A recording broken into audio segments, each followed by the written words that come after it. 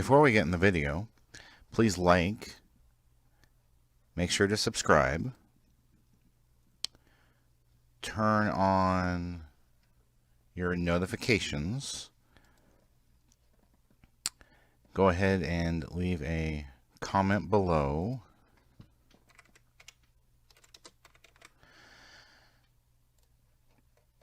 and click on the How You Can Help, which brings up the Family Friendly Game website and gives you lots of ideas how you can help us.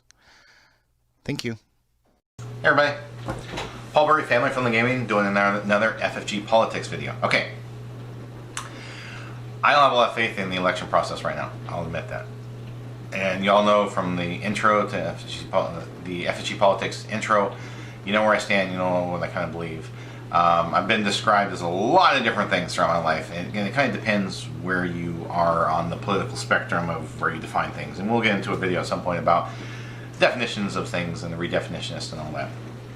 Okay, so I was in Washington State for the Dino Rossi, Christine Gregoire governor election. I think that was 2004 maybe, and that has stuck with me. Okay, as y'all know, that Washington is a blue state, so Democrats have run it for a long time, and in my opinion they ran it to the ground. And one of the reasons we left the Seattle-Tacoma, SeaTac area was because of the politics and the people hating on us for driving a car like you're some kind of evil, wicked witch of the West if you drive a car, like, you know, and they hate on you for that. It's like, come on, really? There's a couple of reasons, you know, like I said, the politics was one of them, just being hated on. Christians being treated like third-class citizens was another reason. But I kind of chased a little rabbit, so let's get back to this. In that election, the very first count, they counted the votes. Dino Rossi, the Republican, won. He won. Now, it was by a very slim margin, so they said, oh, we have to recount. Mandatory recount when it's within a certain percentage, like under 1% or something, like 2%, whatever it was. It's a low percentage, they have to recount. So they do a recount. Now, in King County, Washington, is where Seattle is, okay? Tacoma is actually in Pierce County, for those who don't know. Just a little insider, you know, local stuff there from that area. King County found boxes of ballots. Oh, we forgot and left in this person's car in their trunk. They're legit ballots. They're good. Don't worry. They're legal. They're fine. Fine ballots. We have to count every vote. That's what the Democrats said. We have to count every vote. Every vote counts. Count every vote. Every vote counts. They were like chanting this in the streets and having protests about count every vote. Every vote counts. They weren't counted the first time.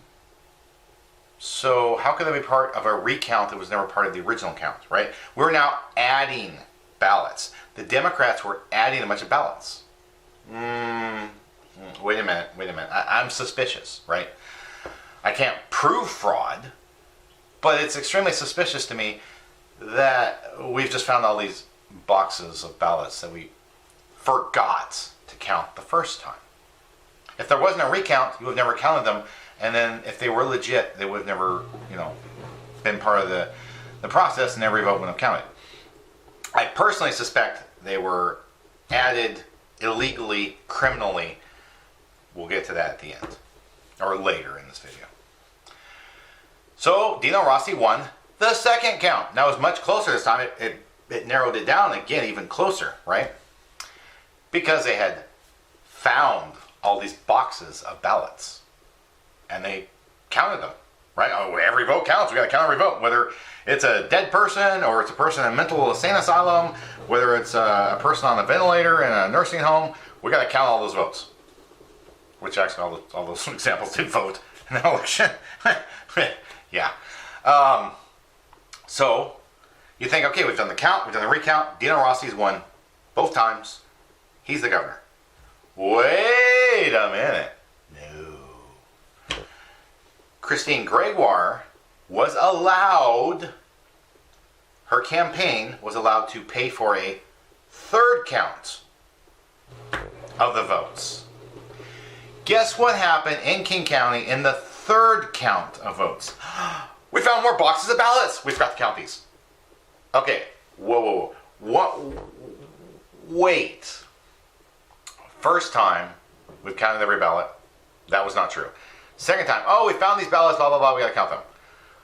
I am really suspicious there, the second count, but if we're doing a second count, why didn't you make sure to search everywhere? You might have hidden ballots, right? Like, who's hiding these ballots? Why are they hiding them? Why are they just waiting for a third count to find more boxes of more ballots? I got a problem, right? I got a serious problem that the third time they find even more ballots, right? Guess what happened in the third count? Christine Gregoire won. I think it was like by 10 votes or something. And then they like had a legal case and added some more ballots that were questionable, and she got ahead by maybe like, I don't know, somewhere close to 100. So I don't remember the exact number, but it was really low. And so they go, okay, we're done counting, she won. Now, doesn't that sound like the Democrats are saying we're going to count until we have the Democrat win? Because it's like, wait a minute. You've got all, and then of course then they're mixing all the ballots together, you know, legit and illegitimate together, and being like, yeah, real, fake, doesn't matter. We're going to put them all together and we're going to make sure we get the outcome we want. I don't believe it was a valid election. I believe the election was stolen. That's my opinion. And you can disagree. But I find it extremely suspicious that you find boxes of ballots twice for each recount. That doesn't sit right with me. Okay? And you can disagree. You can be like, oh, you're a conspiracy theorist, blah, blah, blah. Fine. You know, if you want to sit there and leave a comment below, and make sure you turn on notifications, you find we have new videos, new live streams. If you want to sit there and think that, you know, make a comment that, well, I think that's conspiracy theorist, fine. Go ahead and make that comment. I mean, you too can sit there and fact check this, but these are facts. These are what happened. I question currently in 2020 what's going on in Pennsylvania, Georgia, Michigan, Arizona, Nevada. I question those states, especially Pennsylvania, who was letting ballots be counted who hadn't had the date stamp on them to make sure that they were sent at the right time. So they were taking late ballots. I'm really worried that the same thing happened in those states that happened in Washington State, that they found boxes of ballots. And there's no way of knowing when there isn't a chain of custody on those if they're legit or not. And if you don't know what chain of custody is, it's kind of like the police use it. So you're at a crime scene. There's a dead body and there's a knife, right? And they take all the pictures so they know what the crime scene looked like. Then they, with gloves, pick up the knife, put it in the bag, close the bag, person signs it. It's then put into an evidence box. That evidence box is put into a vehicle. It's always maintained by some police officer. Then they take that to the police station. They log it in to the police station. Someone else signs over. You know the exact chain of custody of that knife from that crime scene to that police station, and then they do the same process when they take it to the court, right? So you know that this is the same knife that was at this address. It's got these fingerprints on it. It's all legit. It's all legal, and there is no disputing, right? That's how our election process should be. There should be no disputes. They should be so simple. It should be so right. Like Florida, with all their hanging chads with the 2000 election with George W. Bush and Al Gore, they learned and improved their process. So I think this should become a nationwide thing, that all states should have the same kind of process like Florida now has, where they know that night it's legit.